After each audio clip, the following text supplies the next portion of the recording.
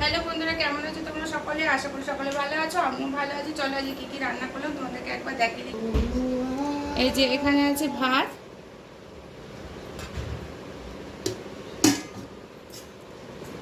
এখানে করেছি এটা হচ্ছে পূর্ণলক্ষ্মী শাক, আর এখানে করেছি বড়ি ভাজা।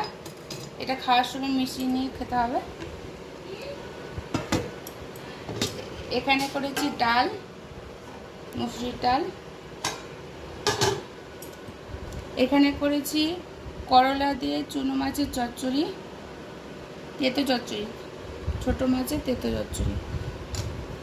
আর এখানে করেছি রুই মাছের ঝোল, আলু দিয়ে পাতলা করে, জ্যান্ত রুই মাছ ছিল। এই ছিল আজকে আমার দুপুরের লাঞ্চের মেনু। আমার ভিডিওটা যদি ভালো লেগে থাকে তো অবশ্যই একটা লাইক করতে ভুলবে না। টাটা।